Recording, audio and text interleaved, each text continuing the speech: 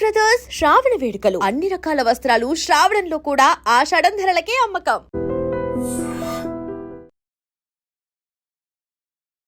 అక్రమ సంబంధానికి ముగ్గురు బలైపోయారు. అవును, ఆమె వద్దు అన్నందుకు అతడు పగబట్టాడు. ఆమెపై కక్ష సాధింపు చర్య తీసుకోవాలి అనుకున్నాడు. తగాదా పడ్డాడు. ఆ తగాదాలో కాస్త ఆమె తలపై బలంగా కొట్టి చంపేయాలి అనుకున్నాడు. మరి ఇద్దరు పసిపిల్లలు ఏం చేశారు? పిల్లలు అనే కనీసం కనికరం కూడా లేకుండా, నేను ఒక మనిషినే అనే ఆలోచన లేకుండా విచక్షణ కోల్పోయాడు. క్రూరంగా ప్రవర్తించాడు. తల్లితో పాటు ఇద్దరు పిల్లల్ని అతి దారుణంగా బలమైన రాడ్డుతో కొట్టి, ఒక పెద్ద పాపనైతే 8 ఏళ్ల పాపని మెడ విరిచేశాడు. 6 ఏళ్ల పాపని గుండెలపై కాళ్ళతో బలంగా తొక్కి చంపేశాడు. ఇవన్నీ కూడా పోస్ట్ మార్టం రిపోర్ట్లో వెలుగు చూసిన విస్తుపోయే నిజాలు. వినడానికే భయమేస్తోంది కదా. కానీ ఆ రోజు రాత్రి ఇంత జరిగింది అంటే ఎవరూ నమ్మలేకపోతున్నారు. కాకినాడ సామర్లకోటలో సీతారామ కాలనీలో ఒక్కసారిగా తీవ్ర భయభ్రాంతులకు గురి చేసినటువంటి ట్రిపుల్ మర్డర్ కేసు ఇది. ఈ కేసు అనేక రకాలుగా మిస్టరీ. ఎందుకంటే వచ్చినవాడు ఎవడు? ఆ తండ్రి తన భార్య కోసం, ఇద్దరు పిల్లల కోసం రోధిస్తున్న తీరు చూస్తుంటే చాలా బాధేసింది. ప్రతి ఒక్కరూ ఉలిక్కిపడ్డారు. అసలు మా ఊరికి ఏమైంది అంటూ మహిళలంతా ఏకంగా ముక్త కంఠంతో కన్నీళ్లు పెట్టుకుంటూ, వచ్చినవాడు ఎవడో కానీ ముగ్గురిని పొట్టన పెట్టుకున్నాడు. తల్లితో పాటు ఇద్దరు పిల్లని అత్యంత దారుణంగా క్రూరంగా కొట్టి చంపినవాడు ఎవడైనా కూడా పోలీసులు మీరు శిక్షించే ముందు మాకు అప్పచెప్పండి, వాడికి సరైన శిక్ష ఏంటో మేము చూపిస్తామంటూ మహిళలు ఆగ్రహావేశాలతో ఊగిపోయారు. కట్ చేస్తే మిస్టరీ వీడింది. మాధురితో వివాహేతర సంబంధం కొనసాగించిన సురేష్ అనే వ్యక్తి అర్ధరాత్రి సమయంలో ఈ 3 హత్యలు చేసి పారిపోయినట్టుగా తెలిసింది. అయితే ఈ 3 హత్యలు చేసిన తర్వాత మాధురి సెల్ ఫోన్ను కూడా తీసుకెళ్లిపోయాడు సురేష్.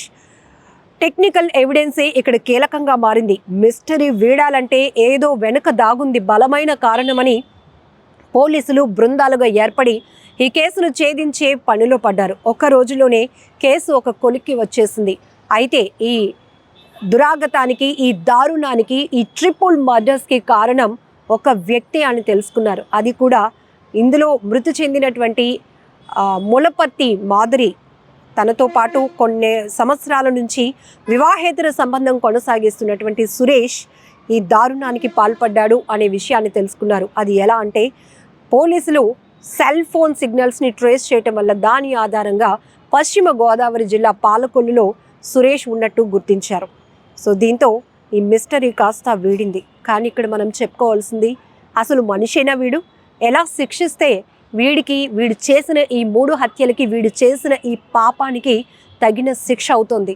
మాటలు కూడా రావటం లేదు కదా.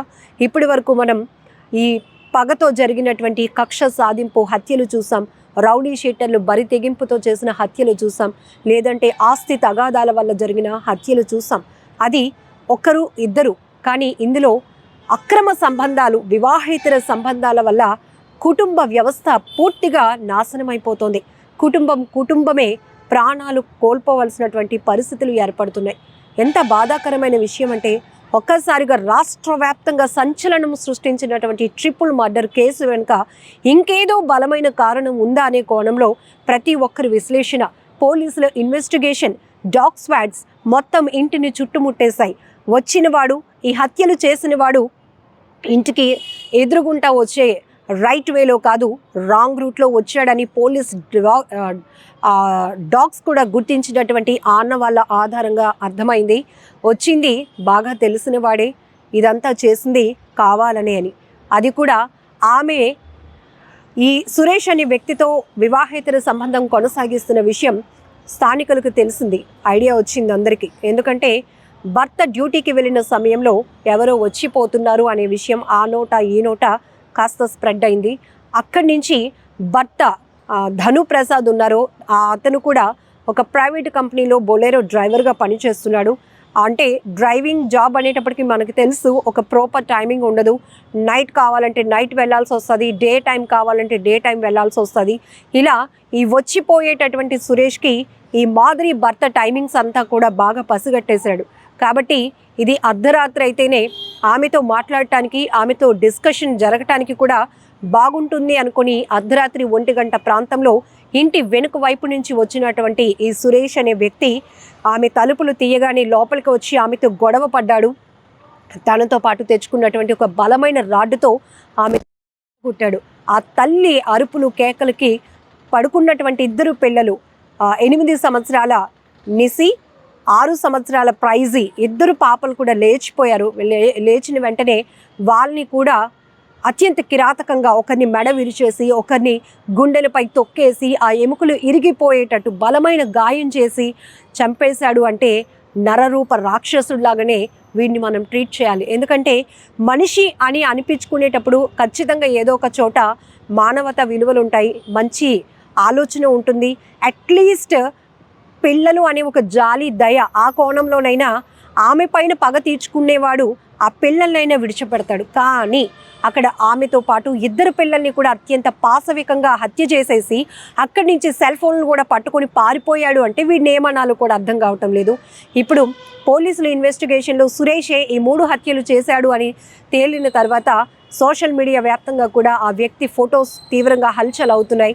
అయితే ఇంకొక బాధాకరమైన విషయం ఏంటంటే సమాజం ఎట్టిపోతోంది.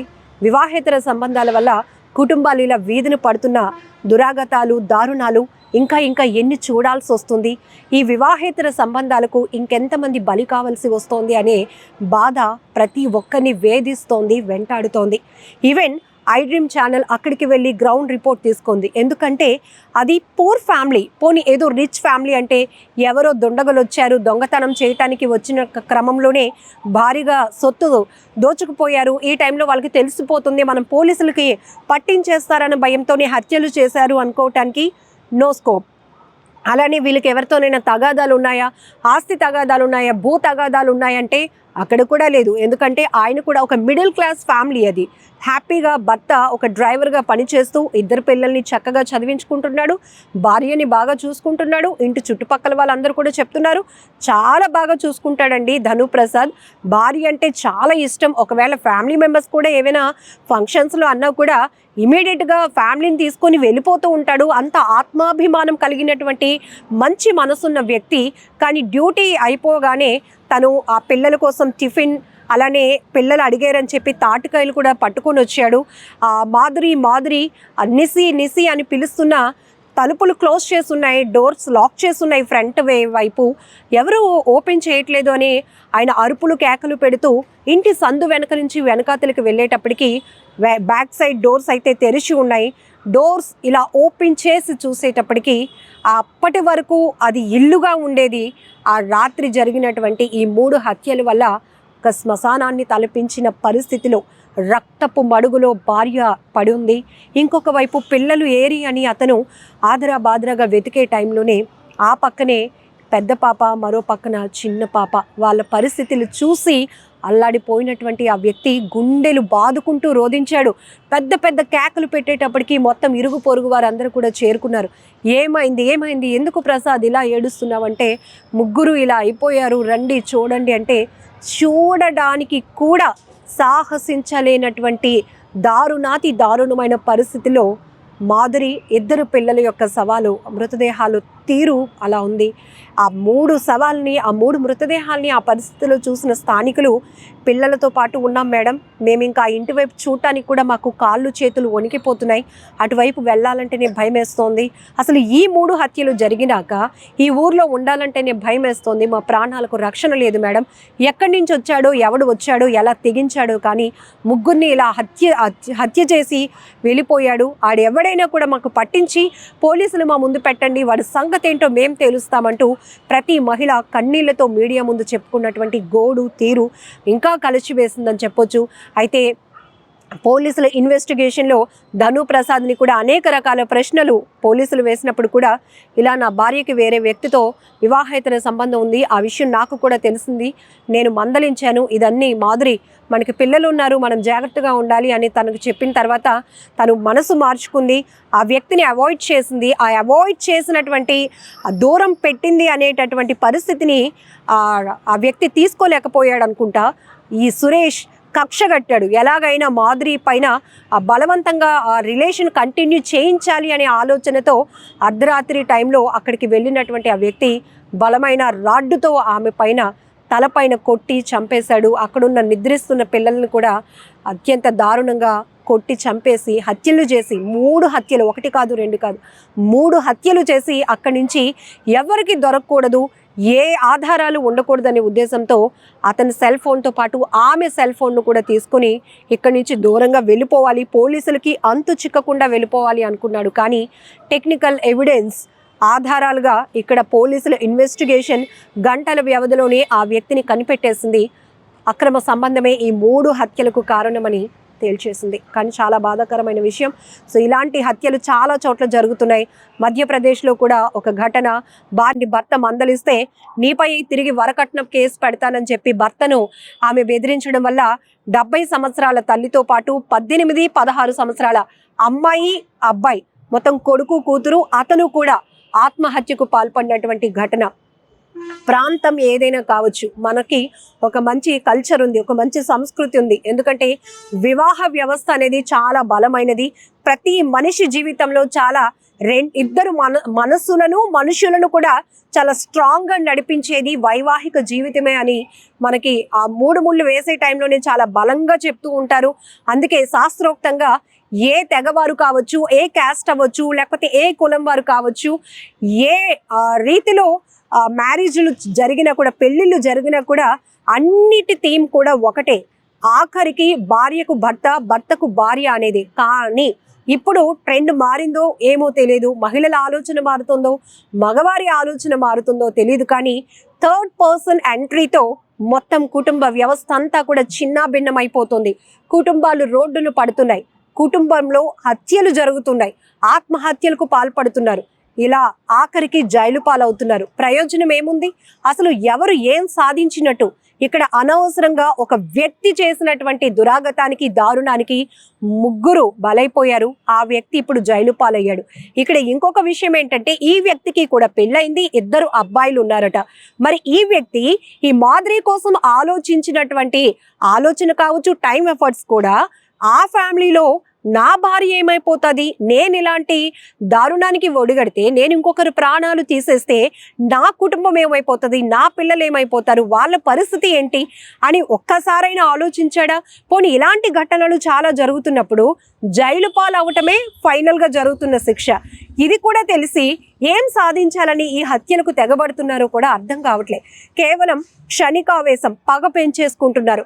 అసలు రైట్ వేలో పాజిటివ్ మైండ్తో ఆలోచించేటటువంటి ఆలోచన దృక్పథం మారిపోతుంది. ప్రతి ఒక్కరు క్రూరమైన ఆలోచన, అది సినిమాల ప్రభావమా, వెబ్ సిరీస్ ప్రభావమా, లేకపోతే గూగుల్ సెర్చ్ కొడితే ఎలా హత్యలు చేయాలి, ఎలా పోలీసుల నుంచి తప్పించుకోవచ్చు, ఎలాంటి వెపన్స్ హత్యలు మర్డర్స్కి వాడడానికి ఉపయోగించాలి, అవి కూడా ఆన్లైన్లో ఆర్డర్ పెట్టుకొని కొన్ని హత్యలు చేస్తున్నారంటే మీ అందరికి ఒక నమస్కారం. కానీ ఇవి మాత్రం ఖచ్చితంగా ఆగాల్సిందే. ఆగకపోతే పిల్లలు బలైపోతున్నారు. మరీ ముఖ్యంగా ఇక్కడ చాలా చాలా బాధపడాల్సినటువంటి విషయం ఏంటంటే, అందరూ కూడా చలించిపోతున్నటువంటి విషయం ఏంటంటే, ఈ కాకినాడ సామర్లకోటలో సీతారామ కాలనీలో జరిగిన ట్రిపుల్ మర్డర్లో 2 పసిపిల్లలు, 2 పిల్లలు, ఏమీ సంబంధం లేనటువంటి పిల్లలు బలైపోయారు. ఇదే చాలా బాధ పెడుతున్నటువంటి, మనసును పిండేస్తోంది, గుండెల్ని నలిపేస్తున్నటువంటి ఘటన. ఇది ఎక్కడో జరిగింది అని మనకెందుకులే అని ఆలోచించకండి. సొసైటీలో జరిగింది. ఈ సొసైటీలో హత్యలు చేసిన వాళ్ళు ఉంటున్నారు, నేర ప్రవృత్తి కలిగిన వాళ్ళు ఉన్నారు, నేరాలు ఎలా చేయాలి, ఎలా మనుషుల్ని తప్పించేసేయాలి అనే ఆలోచన కలిగిన వాళ్ళు ఉన్నారు, మంచిగా అందరూ కావాలి అనే ఆలోచనతో ఉన్నవారు ఉన్నారు, ఇలా అమాయకంగా బలైపోయే పసిపిల్లలు ఉన్నారు. కాబట్టి సొసైటీలో జరుగుతున్న ఇలాంటి హత్యలపై కూడా పెద్ద ఎత్తున ఫోకస్ పెట్టాలి పోలీసులు. ఎందుకంటే ఇవి ఆగాలి అంటే ఇలాంటి వెధవలకి, ఇలాంటి నర రూప రాక్షసులకి శిక్షలు కూడా ఎంత కఠినంగా అమలవుతున్నాయో అనేది కూడా బహిర్గతం కావాల్సిన పరిస్థితి ఉంది. ఎందుకంటే అప్పుడే ఒకరి నుంచి ఇంకొకరైనా, అమ్మో ఈ క్షణికావేశంలో నేను ఈ తప్పు చేస్తే, ఈ కోపంతో నేను ఒకరిని హత్య చేస్తే నా జీవితం ఏమైపోతుంది, నా కుటుంబం ఏమైపోతుంది అని తెలియాలి అంటే వీళ్లకు పడుతున్న శిక్షలపై కూడా అంతే ఓపెన్గా పోలీస్ వ్యవస్థ కానీ ప్రభుత్వాలు కూడా ఆ శిక్షలను కూడా బహిర్గతం చేయాల్సినటువంటి అవసరం చాలానే ఉంది. అలాగే మనుషుల్లో ఆలోచనలో కూడా మంచి మార్పు రావాలని మనం కూడా మనస్ఫూర్తిగా కోరుకుందాం. నిజంగా ప్రస్తుతం ఉన్నటువంటి సమాజం దేనికి ప్రయారిటీ ఇస్తుంది? ఆర్థిక సంబంధాల చుట్టూ మాత్రమే తిరుగుతోంది. మళ్ళీ ఎన్నికలంగానే చాలా విరక్తి కలుగుతున్నాం. మంచి అనిపిస్తుంది కదా, లేడీస్ కూడా ఛాలెంజింగ్ జాబ్స్ చేసినప్పుడు చాలా బాగుంటది. ట్రాఫిక్ అసిస్టెంట్స్ గా నియమించిన ట్రాన్స్జెండర్స్ అందరితో సాల్యూట్ చేయించుకుంటున్నారు. ఫుడ్ డెలివరీ ఇవ్వటానికి వెళ్ళినటువంటి డెలివరీ బాయ్ అనిల్ పై కళ్ళ ముందు